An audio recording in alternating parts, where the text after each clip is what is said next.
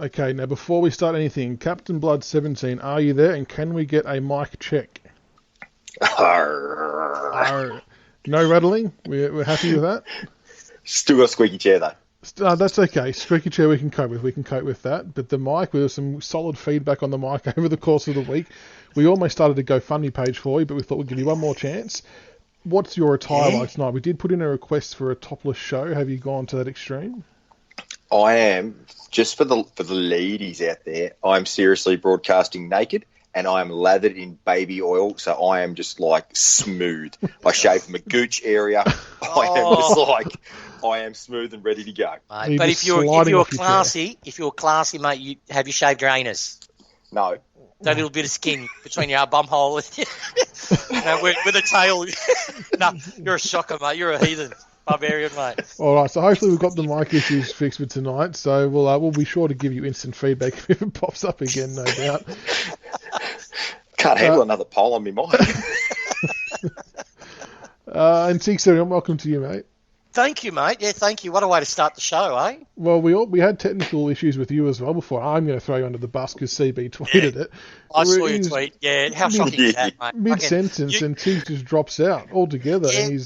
And tell us why again. Why? Well, yeah, I'll explain it to the listeners. But first of all, I just want to say we're supposed to be the three amigos. And the first opportunity you get to throw me under the bus, you fucking tweet it to the world. You know, it's great. And I give you fucking confidential information. Go he. I'm a rat. Yeah, now what I've done, I've got floorboards in my computer room. Like we just got them laid in, and I've got, I don't know, for all you tech heads out there, I've got a Corsair 300D computer case. So it's like a tower, really big. So the case sits on the floor, stands on the floor, I should say. For some reason now, when I move my computer chair around, sometimes the USB would just switch off. So the headphones just turn off. And I have to take the USB out and plug the USB back in, and I don't know what's causing it.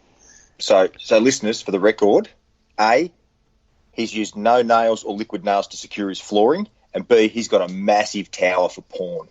That's what it comes down to. Massive, mate. Massive. He's a big gamer. Loves the online I'm a huge gamer. Yeah. No, if you see my rig, if you go to the computer thread in the forums, I think it was about 4 years ago. So keep in mind, this is 4 years ago when the Titan Nexus first came out. I got this one built with twin Titan Nexus, and it was my bucket list. Hey, look, listen, I'm 48 now, but I was 45 back then, and I said to the wife, I said, you know, I got 4 kids. You know, I'm pretty good with money. My wife manages it all. That's why I'm pretty good with it. But I don't buy anything.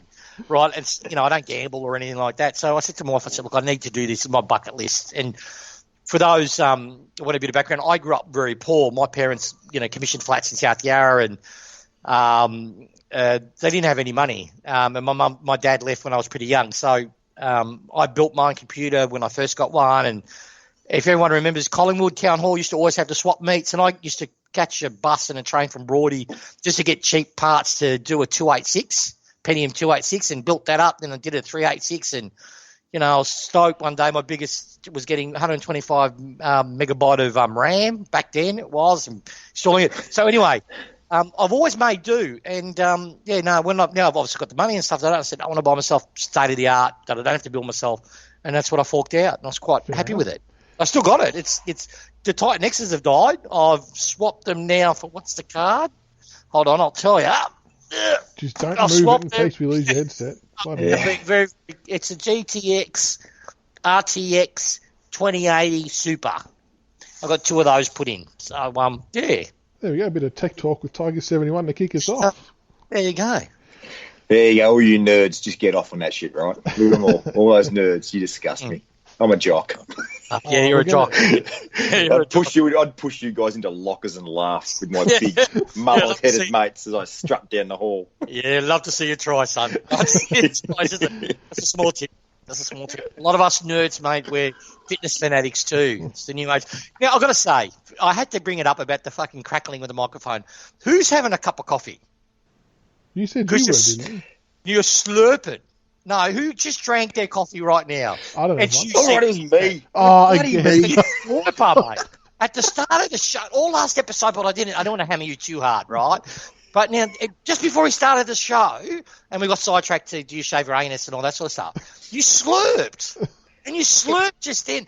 Don't slurp, son. It's hot. It's a hot cup of... I'm drinking a cup of green tea for those people out there wondering. My body's a temple. Oh, wow. I think someone in this trio has a vagina. A vagina, CB. Freshly shorn. No, sorry, look, we have female listeners and they know we're not very politically correct, but we love our women, you know. Elton John's wig, I got your back, baby. Jolsey, I'm there for you. Lee, you know, nothing but love. Nothing but love. All right, we're going to do things in a little bit of reverse order. We wanted to kick the show with a bit of a bang, so we'll talk about the game that happened the other night a bit later on. But earlier on the day, I popped a poll up on Twitter that's for the listeners to get involved in that was going to influence tonight's show, and the question was pretty simple. Who did you want to explain to the Essendon fans out there who were complete nuffies the difference between the Cotch 2017 incident and the Dylan Shiel incident on the weekend? Because you wouldn't believe the amount of bullshit that's being tweeted by Essendon people in the last 24 hours saying that it's identical, this, that and the other. And, I mean, I've been having a crack, and so I thought we'll put it to the listeners and see who they wanted to talk about it. Surprisingly or unsurprisingly, I only got one vote. I'm on 7%. CB17, you had 15% of the votes. Tiger71, you had 37% of the votes, including one from CB, and you were going to vote yourself, you did say, but you didn't want to in case you didn't see. I wasn't going to vote option. But I didn't technically vote for myself, so let's just put it out there to the listeners. Deep down, he did want to. He's backing himself in here. But the winning vote was actually all of the above with 41%, so everyone was pretty keen to hear all of us kind of dip our toe in the water for this one. But given that you got the highest votes out of the three of us, Tiggs, you can kick it off. All right. Now, first, any young kids that are listening to this podcast, any people that do not like the swearing words and, you know, a good, God-fearing person, please, for the next 5 or so minutes, put the headset down, go make yourself a cuppa. And don't slip it. Please don't go too loose. We've got to give him a second. Right? Just got on the Spotify. Right. We don't want to lose that. All right. Now, I have to tell you something, ladies and gentlemen. I was so fucking furious debating. I've got a brother-in-law that's Essendon man. And, you know, hearing the knobs on SCN, I got so angry, mate. It fucking ended up transforming my voice into a pirate. I was like, "Hey, my hussies, hey!" It's like someone killing a parrot. The worst part is he said he practiced it. Oh. All right. No, seriously, Essendon, you're fucking stupid, right? Anyone that even thinks that Cotchin incident is the same as Shiel is dead set a dipshit, right? And let me just explain it. I'll cut them down. I'll try to make it really simple, right? Cotchin, if you look at the freeze frame, you look at it in full motion or whatever, Cotchin was looking at the ball. Yes, he saw Shiel coming, but then he dropped his head and went straight at the ball. He curved his shoulder in, right, to protect himself. But also, as Cotchin always does in every game when he does that sort of motion, he does that in a way too, so when he hits the ball, the ball stays under his body. So he sort of like does it like a semi-roll. And I don't even think, Shiel got hit really hard, probably jarred him in the head, but I reckon he got concussed when he slammed in an Asprey like a dummy head. Now, Shiel actually looked to where the North player was, tucked his shoulder in, looked at him again, and never looked at the ball, and just ran right past the ball and hip shouldered him. That's what he did. Hit him right in the head. And the proof on that too is when Dylan shot after running through the guy, the ball was already 5-6 metres away in another contest, and then he ran after the contest. So it was a clean takeout. So seriously, I had my brother-in-law going on. We're driving down the Hume Freeway, and I got so angry at him. I said, man, and he refused to look at it. So I had to do it, man. I saw a cop car, and I waved the cop car down, and the cop stopped us, and he said, "What's going on?" I showed him my license. I said, "See, I'm in my suburb. This prick here, no, why is he here?" And he's going, "You're my brother-in-law. Prove it, fucker. Prove it." My last name is different from his. He's just, he just got me so angry, Even that $1,650 fine didn't make me feel better. But I hope I clarified it. Any Essendon losers, you're dead set. It was a clean takeout. He took him out. You know why he took him out too, I reckon? Bit of psychology in here. What's with his samurai haircut? What is this fucking thing? He's a Shinto fucking Buddhists, whatever they call themselves. You're a flog, Shiel. You joined Essendon for the cash. You're their big whale, albatross over the neck because you haven't performed. You're not a starting midfielder, mate. You're just, and so what you're trying to do is go the bully, mate. You're trying to be a tough, hard person, and you're not. So, mate, I'm done with that club after the thing. I'm done with a few other topics, but I don't want to talk about it anymore. I go back to my ship. Bye. I'm just going to say this. For any of you people out there that thought we're just starting to think that you could talk football with an Essendon supporter, you just get a stark reminder that they know nothing about football. You reckon Carlton supporters are dumb? Oh. These guys are next level stupid on Carlton supporters. That's how dumb they are. No, you're going too far, mate. Both of them are like really, really fucking dumb, but I think Carlton, you can't do the habits of the ninth hell and fucking, mate, they're stupid. No. They are just morons. You just see them on social media. And the kicker is, he's the kicker. They actually think they're a genuine shot this year. Yeah, win a final. So all I'm saying is, right, just hold your nerve, Tigers. You don't have to bite yet. We're going to kick their balls in so hard down the line. It's going to be, and I hope we don't do it once. I hope we get them in a final again, just like 95, and kick the shit out of them. Yeah. That's what I hope. Yeah, the Shiel one for me, you pretty much hit the nail on the head there, Tiggs, that it's all about the ball. That's essentially the main focal point. In one instance, Cotch won the footy. Shiel didn't even try to win the football. It's as simple as that. And as I put on Twitter, I've got no issue in people having an opinion about if Cotchin should have gotten a week or not. That's fine. That's up for debate. You've got your opinion. That's cool. What the issue is people are trying to say it's the same incident or a similar incident to compare it to. That's the issue, and it's not. They're just a bit butthurt because Shiel now plays for them instead of when he was playing at GWS. But in no way was that a similar incident whatsoever. I can't explain how hard it is to try and get that through to people on Twitter and stuff like that. You can go through the Tigercast Twitter page and read the exchanges I've had with people.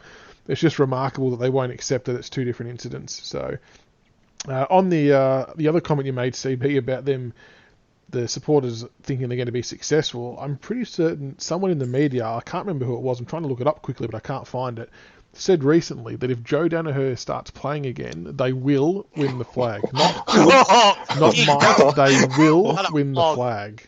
Oh, yeah, he just coming straight into form. And, you know what? You give Essendon a few wins, right? You know what the problem is with Essendon? It's the problem with us. When we were shit, right, and had a shit culture, what was shit about us, right, was that we looked good when we lost. If you remember, we went through when Daffy used to play with us, we had the odd finals appearance.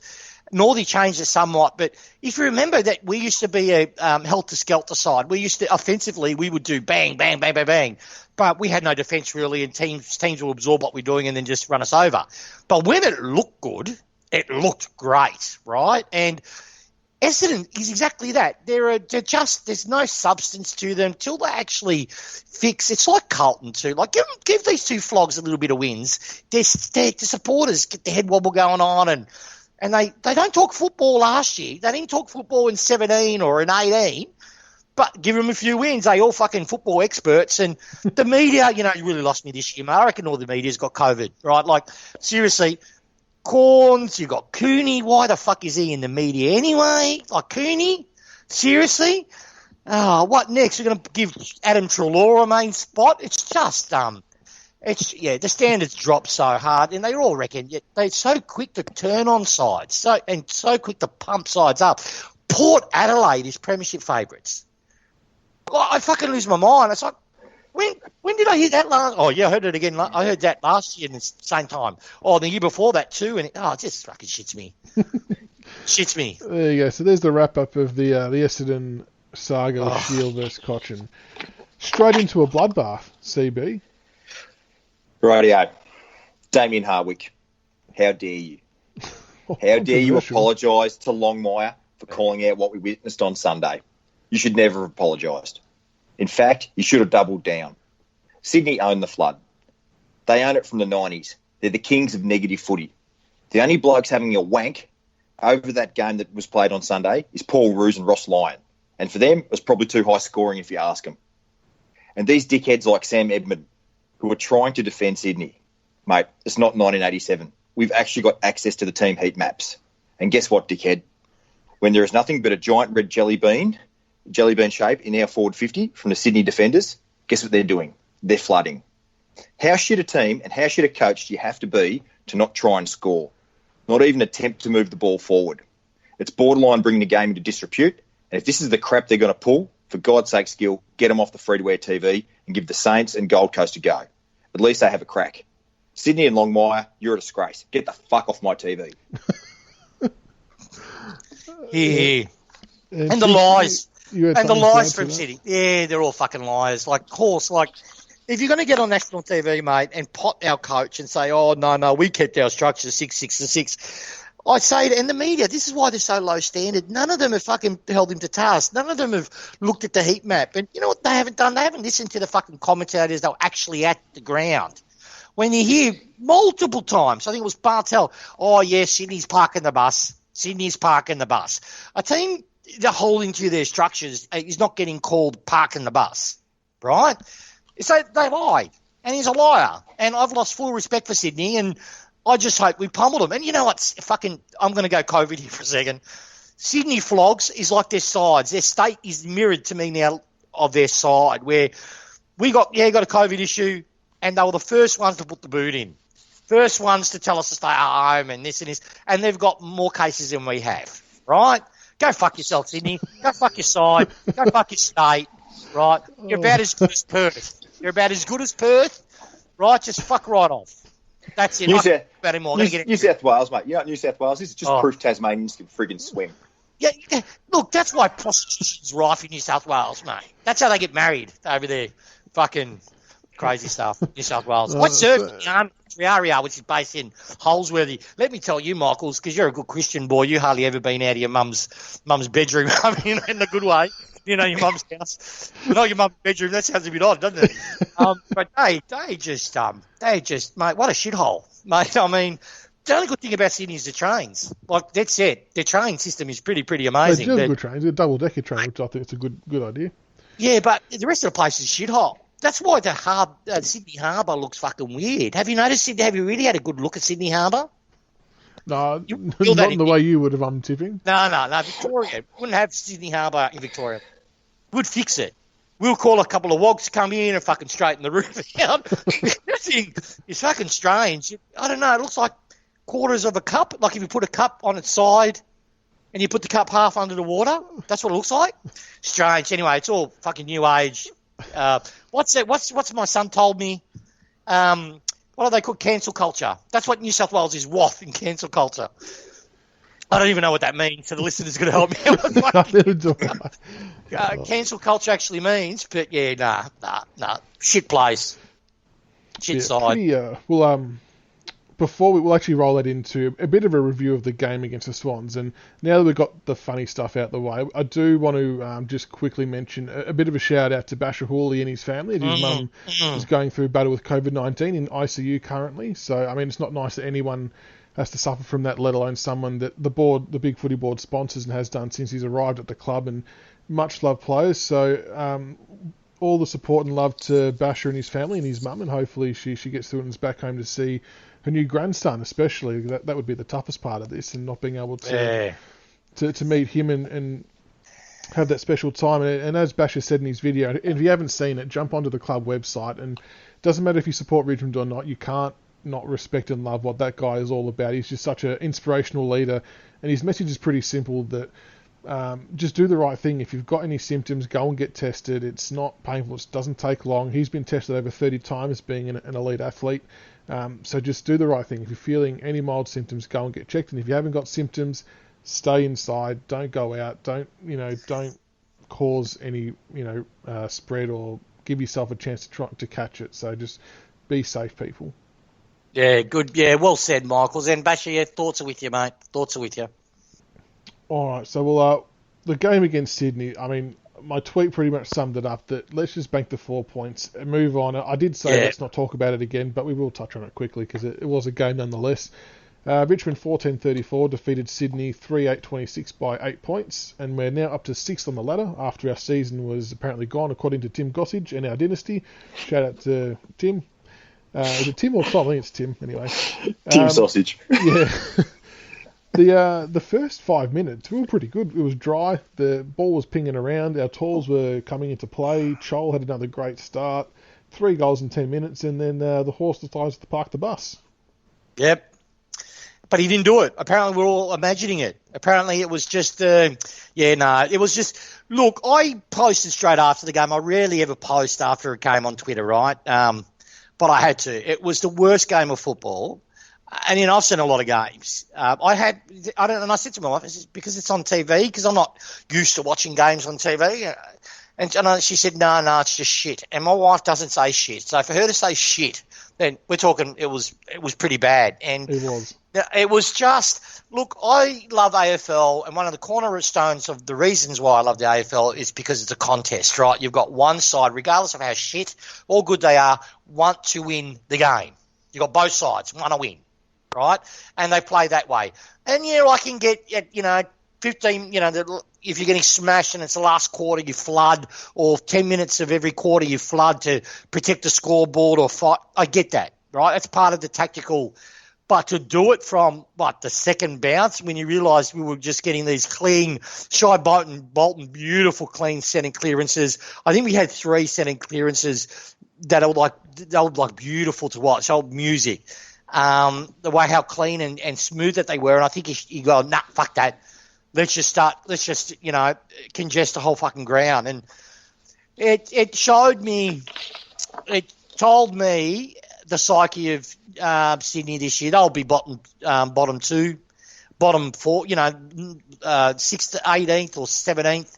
Because they've given up now, mate. Yeah, they've given up. With Heaney's out for the year. Yeah. With an ankle, and Kennedy they've just lost Kennedy. Yeah. As well. Yeah. They've given up. They've given up. They've got injuries and they've lost some big players, and I get that. And I said this on Twitter, that to me, something in a game like that, that's a chance to give these young kids experience. They've learnt jack shit from parking the bus for 3.5 quarters, and it's almost a bit of a slap in the face to his players. He's pretty much just said, sorry fellas, you're not good enough for this game. We're just going to sit here and park the bus and just hope that we don't get scored against heavily, and we might try and fluke a few goals at the end. That's essentially what he did. And you know what the irony is? Have a guess who's leading the goal kicking for the league? Is it Papley? It's Papley. Yeah. He's a good player. There you have it. Let him attack and play. Just mind-blowing they do. But yeah, fuck Sydney. I don't want to talk about him anymore. Yeah. I'd rather focus on us. So I'll talk about. Yeah, well, the thing is, we had a bit of a Twitter war with a couple of Sydney flogs, right, that love to pop in and all that sort of stuff. And, but we were undermanned, so severely undermanned. And, because we lost all our tall players. If you just compare the list, right, we've lost Cotchin, Preston, and Curvis, Hawley, Asprey, and Edwards, right? I might be missing one. But anyway, they're the ones that we've got, right? They're out. They're all premiership players. They're all more importantly, they're all starting 22 players. The cattle that they've lost, they're so desperate, including players I don't even know their names. They're the rookies. And because they're tall, that's why we're so undermanned. They've got injuries, they have, right? But it's highlighted the fact that they haven't got any depth. Why? Because they've been recruiting their recruiting's out of whack. They haven't got layers of redundancy, and that's not our fault. And again, I really want to just move forward. I really want to focus on North, because this game really ruined an opportunity for me. I really thought it was going to be dry night. How's our luck, Tigers? We height defensive, which is very rare for us to out-height a defence like that, and it fucking has to rain. Not only rain, it was like fucking like a tropical hailstorm. It just continued pouring down. We missed that opportunity to go to the media and everyone else writing us off, fuck you, when we beat them by 50, 60 points. But, Charlie V, as they say, we got the win, move on. Yeah, but I still think that there's still positives out of there. Again, we played a very young team, and I think all the ins we put in had an impact. So Graham was really, really good in the middle. They put I liked his game. His attack of the ball was good. Yep, yeah, but Graham does that one-arm tackle. I'm sorry. It's really – I don't know. I'm getting a psychosis over it. Seriously, I don't know if it's because of the stay at home. I think you are. He had a very good game. He had an okay game. But how many missed tackles, particularly when the heat was on at the first quarter, second quarter, he was one-arming them. When they go with one arm instead of trying to hug the bloke, they go with the one arm first. and then it's so easy to get stepped around. Not only Graham, but Graham was doing it, and he's been doing it non-stop, and it's doing my head in. Stop it. He needs to stop it because it's just you know how many what shit me was that second quarter when Sydney actually started playing better than we did, right? Because our connection's not there. Obviously, it's understandable, but I don't excuse missed tackles. I just don't excuse it. And we had about 8, 9 in a row where they literally just one arm to tackle and the Sydney player just either went right through it or stepped around the Richmond player. And we've never been accused of that before. It's Colton-esque. That's how bad it is when you start one arm and tackles. And we're doing it consistently, and I fucking have no idea why. Yeah, what do you think? Are you seeing it, or is it just me? We definitely haven't broken. I think we've definitely get tackles broken through.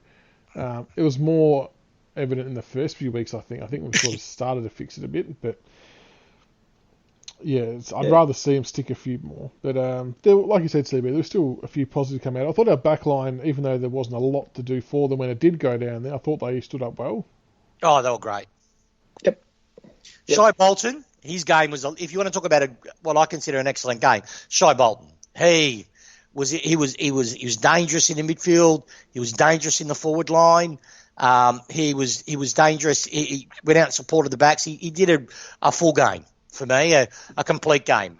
He's young. There's certain things in his game where, like I think in the third or the fourth, he went for a shot where he could hit a open Jack or Lynch, I think it was, that was sitting in the forwards in the square, would have marked it. But his game was outstanding. I just hope we just keep on playing him. Bolter was again solid. Our kids from last week were serviceable, which was good. They didn't drop right off, which can happen with the younger kids, so they were good. And look, he cops it. Now, I know Dan Rioli's copping it in the arse at the moment, and rightly deserved, because you compare Danny Rioli to George Castagna. Now, he's copping it from people too, but the difference, how many times did you see George Castagna in the back line? Mate, too many times to count. On the TV, I had a little notepad on, because you can't have the game. I try to, with the record or anything. So I started really paying attention. How many times could I see him in the back line? And he was there 12 times that I ended up losing count because I got so upset with the game. But 12 times is what I got up to. And that showed work rate, from the forward line, midfield. And he was just there trying to help and create support in our back line and then running forward. Rioli, I saw him on the wing a few times, but he was unsighted for most of the game. Yeah. I think the other one was, again, our boys, unsung heroes, Brody and K-Mac, once again. Yeah. I'm going to go on a limb here. Are we allowed to claim Broad as our own, as a show? Yeah, look, can we do that? We stood up for him when everyone else was going, he's a hack, trade him, he's so important to us. He's clean with the footy.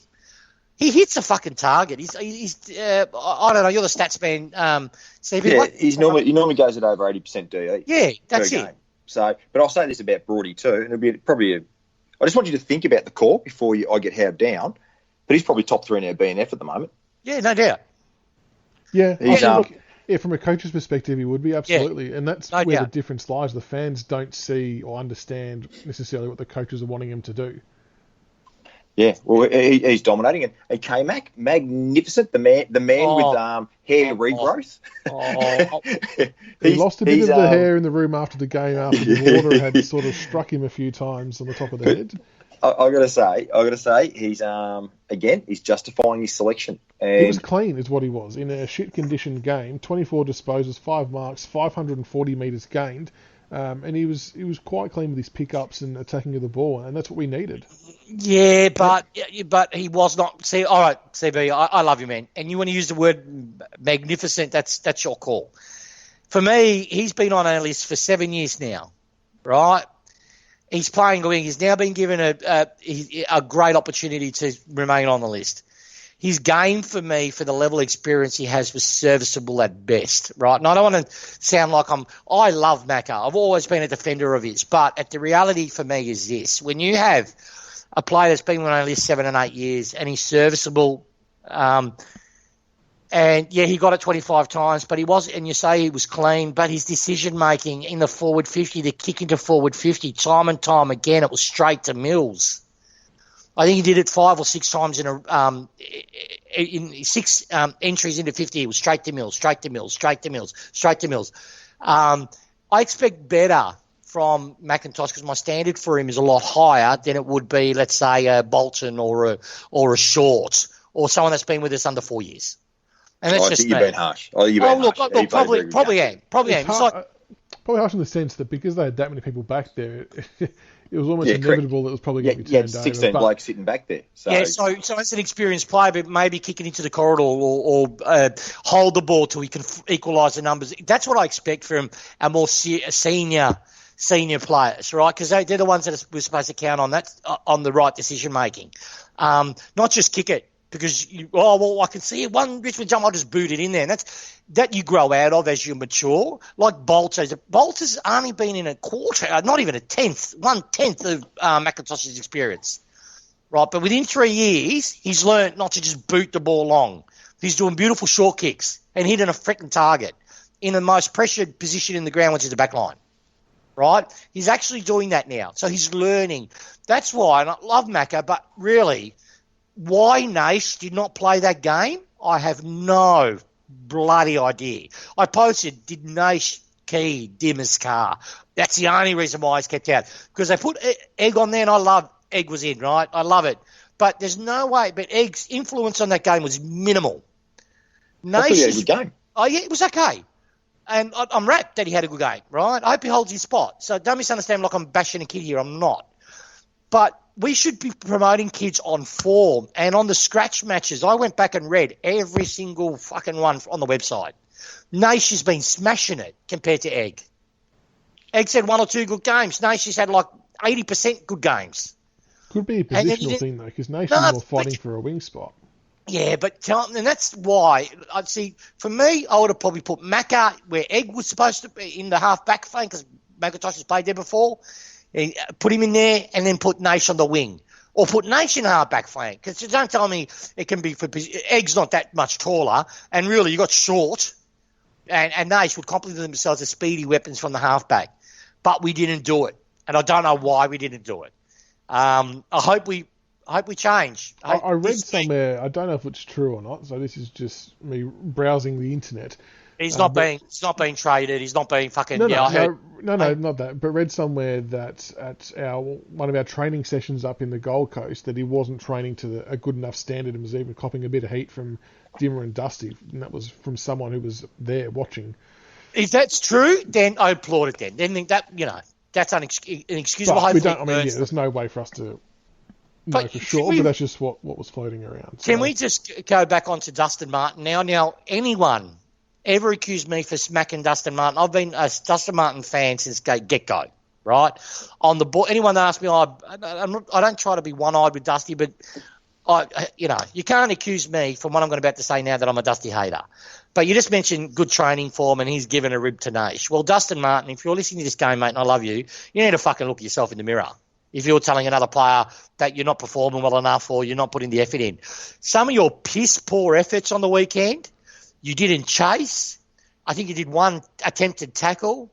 It's like, I know on the TV it's hard to get, because you get no concept on TV, right? You only see a splash of an image and you don't know what it did behind the ball. Where at the ground you can see all that, right? So I'm conscious about this criticism, but as a standing leader of the club, right, our main marquee player, you are giving us nothing. You were handballing he did a couple of handballs to Richmond players that are already on the hammer. His confidence looks shot. He's not using that beautiful raking kick to a target. And when he tries to do it, he's turning it over. He's plodding around. If you're injured, Dustin, fucking don't get picked. Don't put your hand up. But seriously, mate, play angry. Because you're not playing angry. You're playing like this is just like you're giving up on the season. That's what it looks like for me. That kills me to say it. But I've got I had a mate of mine knows how much I rate Dustin Martin. Oh, he's been shit. Yeah. And I was humiliated. I have to agree with every word he said. I had no comeback. So Dustin Martin, don't let it happen again. Hopefully it's an aberration. Hopefully you're getting this honest feedback. If we're going to give honest feedback to kids and tell them, your training standards are da-da-da-da-da-da-da, I hope Dimmer's just gone to him. Because I wanted him back. To be honest with you, fuck the year. this is all about culture for the club. I'm more of a long-term view. I wouldn't pick him next week against North. I'd say you bench, Dusty. I don't care if it makes us lose. But that would put a rocket up his ass. That'd be a rocket up his ass. No doubt. It wasn't a good game by him. It was a shocking game. I don't mind if you play shit. This is one thing with Macca does really well, right? And that's why, when Macca first got dropped, I was very resistant to it. And the reason why I was is even when he's having a poor game, his work rate never dropped off, right? That's what you could always say with Macca. He would still run everywhere. He would still try to kind of contest, even though it wasn't working for him. He might turn it over, but he would run up, try to fix it. That's what you do when you're not in form. You work your way out of it. Dustin's not even doing that. So I don't know if you're meditating and you lost all this weight and you're thinking it's just going to click for you, or you reckon the finals will click for you, mate. If you don't get your finger out of your ass, we're not going to make finals. You know what I mean? So just pull your finger out of your ass. You should be leading the midfield. With those other guys not there, I thought he was going to step up a bit more as well. No, play forward. That was weak to me. Lead the midfield. Come on, Dusty. Live for the North. Come on, Dusty. Take him apart. Come on. Aye. All right, well, speaking of the Pirate Voice, we'll push on to the listeners' questions. CB, the first one's a few. I'm going to combine two here from Matt and from David. It's about Daniel Rioli, who's obviously a big talking point this week. Matt, first of all, wrote, I've heard that Rioli has admitted he's not playing to his full potential this year due to the change in circumstances, i.e. COVID. Have you heard this, and should he be parked if that's the case? And then David, hi boys, I thought Daniel Rioli is way off the mark at the minute. Do you think he should have a rest? And if so, who should replace him? So CB, what's your take on Rioli? Well, I think as a team, it was documented that we weren't really happy with this season, the way, I guess, with some of the aspects about it. So I would imagine, like with Jack and that, maybe Sausages falling in amongst that. Personally, I haven't heard anything about him. As you two boys would know, we had a bit of mail on Stack a month ago. Yeah. But haven't heard anything on Dan. But look, if this is the case, and let's face it, he is a shadow of his former self, Daniel. He's not looking like the player that we know he is and what he can be. So I think what would be appropriate is give him a spell and just give him the support he needs off the ground, if that's what he needs. And I'm sure the club is. They're a very very professional, caring club. Just support him. For now, maybe playing football isn't the thing that he needs right now. So they should probably look after him. Dave, who replaces him? Look, I really don't know. One of the options is, could you push Baker forward and then bring in a halfback flanker? Or do you bring Stack or Dow? Do you bring one of them two back in there? So there's a couple of options which we can do either way. Either just bring someone in to play purely forward of the ball or change it up. Baker goes forward and you bring in another person to play on halfback flank. Personal preferences, I wouldn't mind seeing Stack come back in and play in a half-forward flank. But that's just my personal preference because I believe that Stack plays better forward of the ball, not behind it. What about Naish? Why you don't like Naish either? Are you dimmer? No. Come on. Give Naish a crack, fucking. Put him in the forward line. I'm right on the Naish bandwagon. I can't wait to say I told you so. Mate, seriously, I'll write a letter up. That's what I'm doing. I didn't say anything negative towards... I didn't say anything negative towards Naish. I read between I just think I think with the game we've got coming up against PM. I just think with the game we've got coming against North, we're going to need a good hard body, because North do that faux tough guy shit as well. They're going to have a few boys that are the boys throwing their weight round. So a guy like Stack we know can take it and doesn't mind dishing it out. So that's probably part of my logic as well. You know what? Look, with Rioli, just quickly, if he said that, I haven't seen it, I haven't heard it, and I hope someone on Twitter can link me that where this might be documented, right? If he said that, and that's his excuse for don't play him for the rest of the year. And then, see, the thing is, I thought our culture was about playing for your brothers, right? Playing for each other. For him to say, COVID and, it's all too hard, I'm not into it, I can't get my mind right. He's letting each one of his brothers down, right? And they're letting him down by letting him play in such in such a state. So both of each other are letting them down. That's why I find it hard to believe that's the case. It would be, all right, Phil Lindsay, okay, thank you for the honest feedback, brother. Love you, blah, blah, blah, blah, blah. You're not playing till you get your mind right. We're here for you if you need to. That's normally what we would do. So he needs to pull his finger out. I've always defended Daniel on this podcast. Oh, Russell's back. Yeah, but Russell, he's put his shirt on. He's getting a bit cold, nippy. But he's letting himself down. And I just want the club to come clean. Look, we can't afford to carry players. At the moment, we're carrying players, and it's killing us. All right. The next question is for you, Tigercast71 from Lee Williamson. I'm wondering what has happened to our forward press and pressure. Is it the players or the game plan or just opposition flooding? We don't seem to be able to keep the ball moving forward. There's no one in the forward line when the ball comes in and it comes straight back out. Yeah, I think we're just getting a three-part answer to the question, real brief, right? Dimmer is changing to the two things. He's changing his game plan based on how we have so many out of form. So you've got to adjust to it. And also the tactic where teams literally are rolling back in out to forward to clog us up. That's what's happening. I think Dimmer got frustrated, even alluded to it. It's just not the Sydney game, but it's happened before. So he's got to coach us out of it, right? That's one of the main things. So we're getting completely clogged up there. When we try to create space, and we're sort of causing our own issue. What tends to be happening is hard to comment this with 100% certainty. I just go off feedback given to me from people that see the games live. Is that one way of trying to combat it is we're pushing our forwards. Some of our forwards are running up in towards the midfield to create space at the end. They're getting lost in the contest. They're not running back quick enough if the ball gets turned over, because we're turning a lot more often than we normally do. So we turn it over. They're trying to regain ground, but the defenders are that normally would follow our half forwards aren't. They're just staying in our forward 50. So when you look at the TV, looks at it, you go in there and it's Lynch against 3. There's Jack against 3. So that's what's causing it. We've just got to work our way through it, and that affects our forward press and pressure. We're not getting in the right positions. Also, too, in fairness to our forwards, too, our connection of our midfield, our backline's great, right? Sydney game proved it. Our backline and our midfield's starting to get there, but our backline proved it. But our midfield connection into forward 50 is not there. Reason is they're all new. They haven't played together well.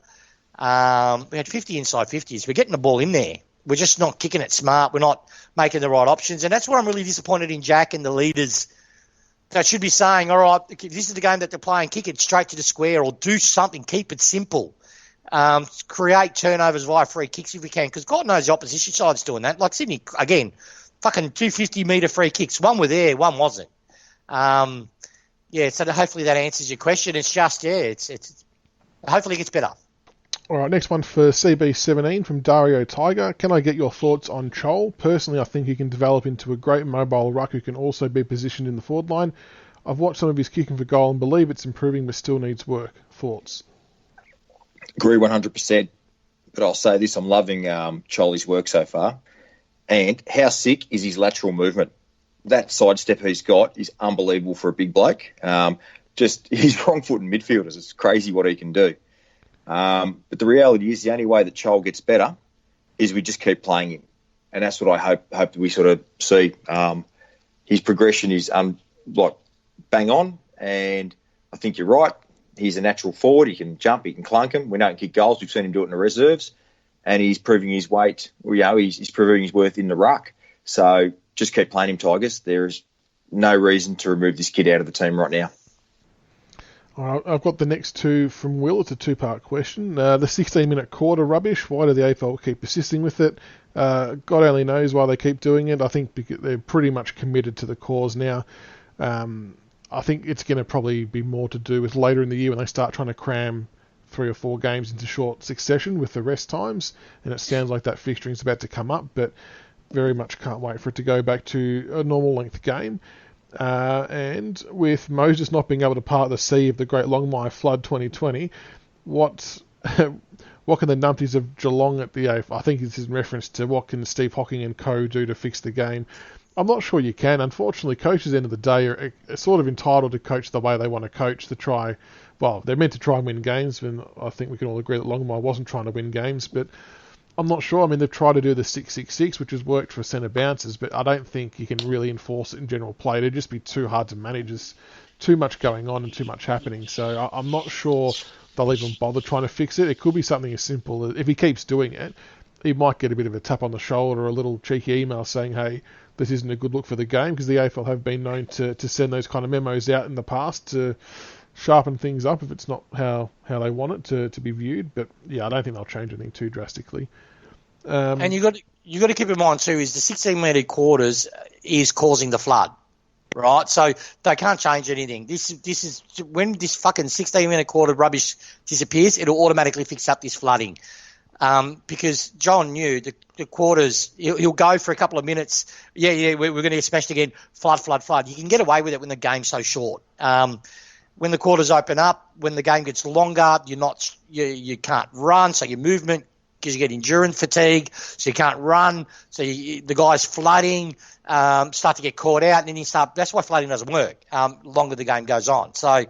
At the moment, this 16-minute quarter, which is an AFL design, which is fucking stupid. Like, seriously, I don't care about they have to play 4 games in 4 days. Soccer players do it. 16 minutes, they shouldn't shorten the quarters, just increase the bench. That's what they should have done.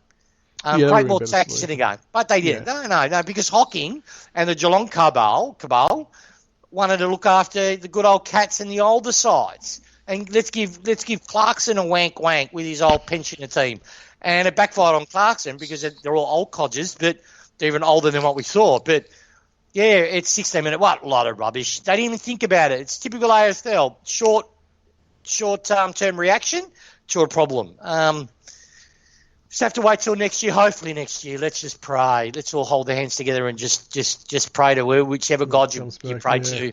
Just, fucking COVID just disappears so I can get my proper quarters and the endurance game comes back into the thing and Richmond wins another flag. That's all I ask. All right, next question for you, Tigercast71 from Ron Ashby.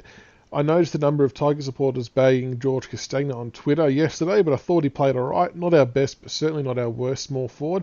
What are your thoughts? Comments saying how good Bolton played, yet he only had 1 possession more playing midfield. Yeah, look, I sort of touched on...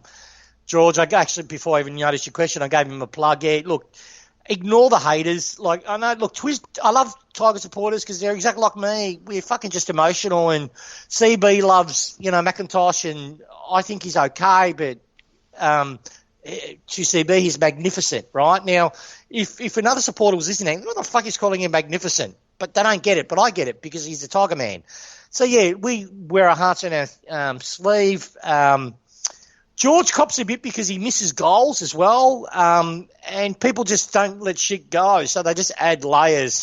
He played a great game, in my opinion. He supported a young midfield. He flooded back in defence. He makes the chaos, but it's the reason he's here, not Butler's not here. His reality is he creates chaos, which we've built a game plan around, funny enough.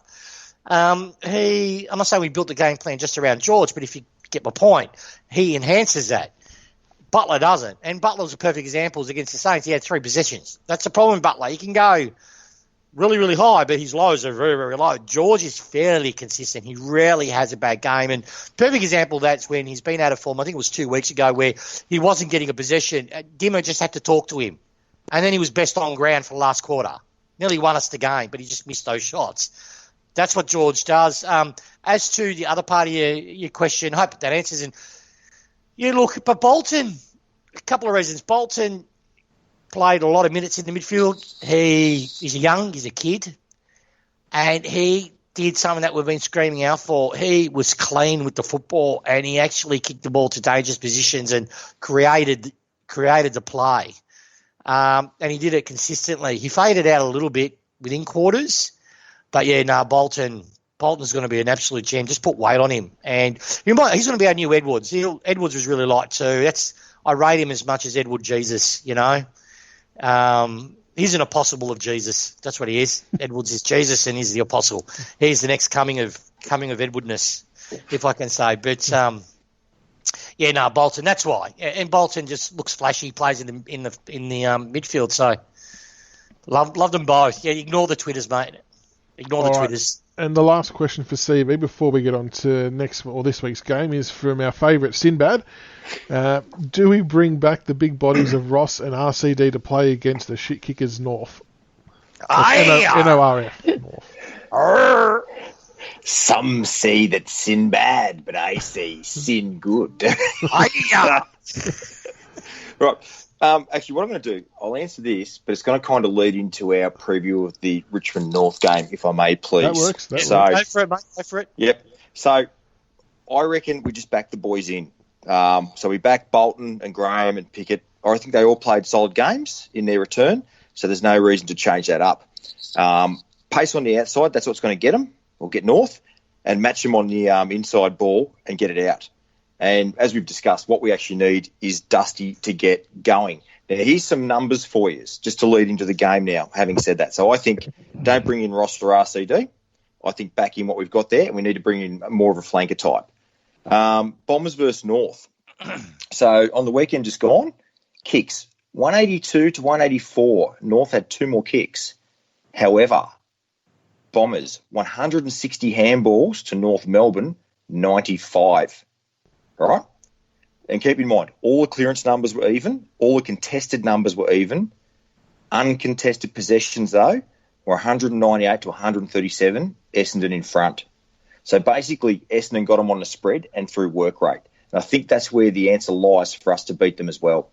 So I think it's going to be our run and carry, and the way we move the ball is the secret to our success this weekend. Done. It's interesting with the Essendon style being very Richmond-like now is what broke them down, and sort of browsing the Kangaroos boards, that their turnovers is what's killing them as far as all of their supporters are concerned, and that comes due to high pressure. So if we can actually really get our pressure game up and going, which we're starting to see sort of flashes of, then we should be half a chance to knock them off. But the one thing I'll say about North is they always match up really well, and it's for some reason. I don't know what it is, whether it's their player type or their structures or a combination of both, but no matter if they're going shit, we're going good, or the other way around, they always just seem to match up really, really well on us. And I don't think it's going to be an easy game, even despite ladder position and all that kind of stuff. They've still got some good players up forward. Zerhas can be a handful. Taron Thomas, Ben Brown, while he's probably not setting the world on fire, he's still a big target. Can I just get in there on floppy? Yeah, yeah. Right, Spaghetti Arms Brown. Yep. So Ben Brown, our nemesis. I'm going to give you his last 3 games. Versus Hawthorn, 1 goal, 3 disposals. Versus the Dogs, 0 goals, 11 disposals. Versus Essendon, 1 goal, 8 disposals. So what I'm suggesting for all you Tigers of old cursed supporters, he's due. He's kicking 5. Yeah, the prick is due. He's done nothing for a month, and this is the one where he's going to get 2 cheapies in front of the goal. The umpire's going to call a bullshit holding, or he's going to do an Olympic dive forward and draw that cheap free kick.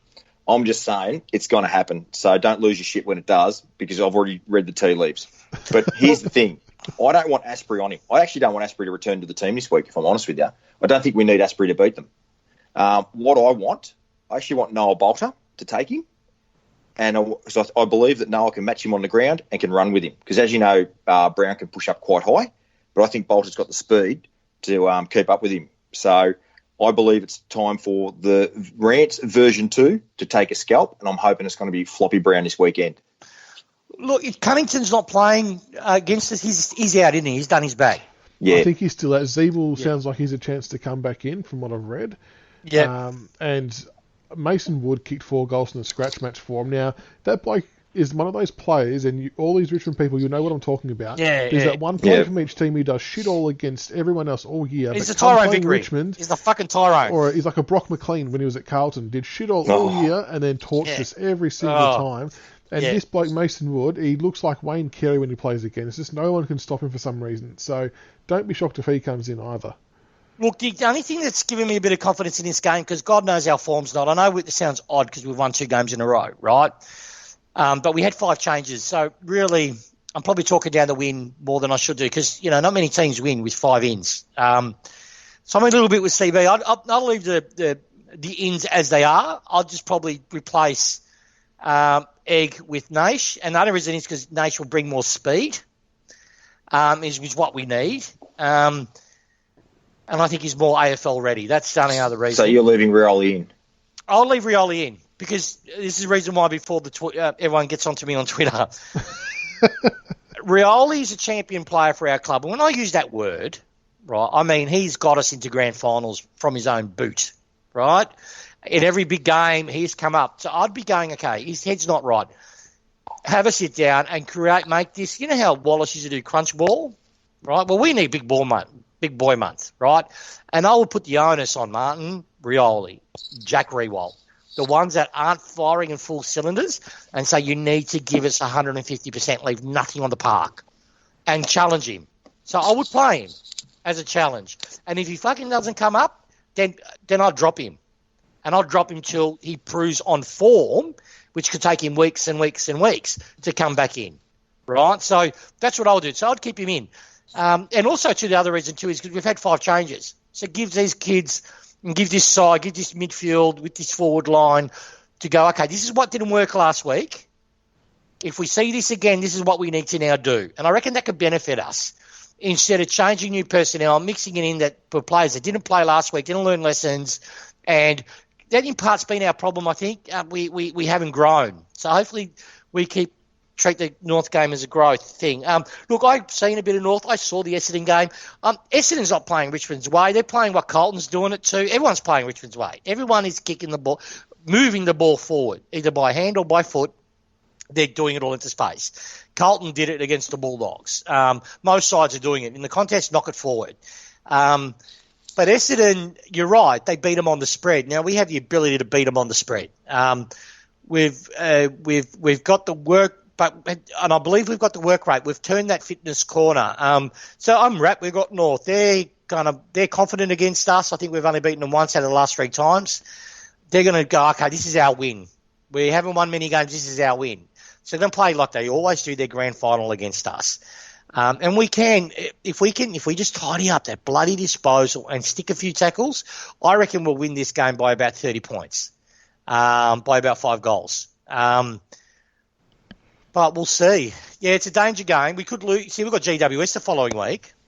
Can I ask everyone a question? Why are we playing? I thought we were playing Queensland for 5 weeks. How come we only play Queensland twice? So we've just finished our quarantine. And then we've got to go to New South Wales. Don't we have to go in quarantine yet again for another 2 weeks? Don't know. I was wondering the same thing why we're going to Sydney so soon. I'm not too sure how that all works. Because that's ridiculous, isn't it? Because that means you're out of quarantine into quarantine. I did think that was a little bit odd, but we'll wait and see what happens with that. The other part of the game plan I think we should really look at adopting this week is let Jasper Pittard kick the ball at all costs. He's very much in the Frawley mould, not very good by foot, so when he's playing down back, don't be surprised if our players zone off him in particular. If they chip it across the back line to him and apply any small amount of pressure, he's probably going to cough it up. So hopefully we can just apply that pressure game, get the ball turned over, and fingers crossed it's decent weather. I think we're playing on a Saturday night off memory, so it could be a little bit dewy up there at Metricon, but if it's okay weather, I'd like to think would be a good chance to beat them. And, we're a game or 2 points off second spot at the moment, so we're going pretty well, but a win here would really sort of set us up. Can I put our tinfoil hats on as a podcast? I just want to ask a question to the Twitter sphere. See if this is a conspiracy. Has Richmond played a day game? No. Oh, have we? The Saints. Hang on. The Saints, but that was under roof. Have we played a day game? No, not outside. Thursday night. It'd be the St Kilda one, but that would have been. Oh, that was under roof. That was under Carlton. They included. So we've not played one day game, have we? No, Melbourne was. Oh, that was a late start, wasn't it, Melbourne? So it was. I don't include a date like 2 o'clock start in the day. I don't think so. We haven't. I don't think so. Why? Why are other clubs? Are we the only club that's in this position to have not played a day game? Because interesting to know. Because I seriously think one thing for us, when there's wind, right, it helps us in getting because you can't predict where the ball's going to go and all this. I know people. That's why I say it's tinfoil hat because it's probably easy batted out. But I think we're going on round 7 and we have not seen the sun when we play the game. Right? It must have an effect. And then they're giving us Sydney, we're playing on their home ground. I don't know how they worked that out. because I thought the grand final rematch is on the victor's home ground. Right now, home ground's not obviously Melbourne. We're not going to play in Melbourne. So why are we playing in Queensland? Yeah, I'm not too sure. I'll Why have to do a bit of digging into that one. I thought we might have had a few more games up there as well, but could you please? Because I think, there's a bit of an agenda here. I'm not saying COVID came just to fuck Richmond over. Even though I think Dank and some of the Essendon fucking put it in the water supply just to fuck us over, but no, it doesn't smell right to me. There's clearly sides that are being fixtured to more hinder than to make it neutral. That's how I feel. Anyway, that's what it's starting to read to me. It's just bullshit. Well, as Dimmer always says, anyone, anytime, anywhere, we'll take it in our stride, no doubt. But hopefully we can just knock off the Roos this week and get that one behind us, and then push on and see what happens versus the Giants. Yeah, 300 trot will be a good result given the outs we've got, the timing of it, and the fact that everyone's written us off. I'm more than happy for us to keep staying under the radar and just keep ticking over some wins. Doesn't matter if they're scrappy or whatever, because we don't need to start playing well until later in the year, as we all know. So let's hopefully see the boys get up against the Kangas. Yeah. Before we head off, we'll get the tips, including margin. CB, what are you going with? It's going to be tight, ugly, and horrible. One of those real tense games. So I'm thinking Tigers will win, but 8 points, Rioli out, and Flanker in. I'm going to stay with my 5 goals, so 35 points. 30 points. 30 points. I reckon it's going to be, they're going to throw everything. Look, we're either going to lose by 30 or win by 30. I think they're going to throw everything at us. I think we've grown from the St Kilda game. We've got hungry players on the list that are getting games, and they're not going to want to drop this because I know if they get dropped, they're probably not going to come back in. So for a while, because they haven't got no VFL to prove their form on. So I'm going to back us in again. But fucking please, stick a tackle. That's all I ask. Stick a tackle. And I reckon Tigers by about 15 points. Looking forward to seeing Soldo take on Goldstein in the ruck as well. I think it'll be an important battle for the game. I reckon he's going to do well with him. I reckon he will do well with him. I reckon he needs to hit into him. One thing that disappoints me is I love Soldo. But he's so big and strong. Why doesn't he smash into other rucks, like physically like a mummy? Just go in and bash him, lift those big knees and start crunching other rucks. That's the only thing why I'm spewing that's not in his game. Can he train it, or does he need to? I don't know. It'd be nice to see him. Well, he does throw his weight around the ground level, but I know what you mean. In the ruck contest, just be a bit more physical. But yeah, huge test for him this week. So hopefully he stands up and Troll can do that second string role like he usually does and hold his own as well. And let's hope the boys can kick a winning score. That's it. And no flooding, for God's sake, Reshaw. Do not do it. They've got the informed, in my personal opinion, they're in the most informed backman in the game in Tarrant. He's having an absolute fucking blinder. If we kick the ball long and high, they're going to just swallow up and rebound, right?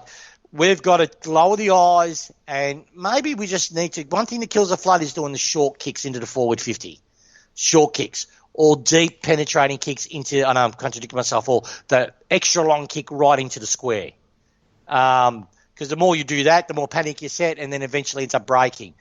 But we've got to be a lot smarter with the ball because Tarrant is an absolute jet. It's funny, the older you get. The better you get. And can I just scuttlebutt's going around about rants, so stay tuned. I'm working on a few sources at the moment just to clarify it before I even come out with anything. But there's a bit of noise about rants. And look, Corns can suck my cock. Excuse me, lady. Sorry. It's just Corns brings the worst out of me. He's not going to another club if he does come back into the game. But I just need to know if he is. I got strong mail from a mate I rate that it's starting to become on the agenda for next year. But we'll see. I don't know if it's 100%, but I'll know more. I'm digging into it. Just leave it at that. I'm digging into it. Watch the space. All right, and with that, fellas, we'll wrap it up there. Thank you so much for your time tonight, and until next week, go Tigers. Go Tigers.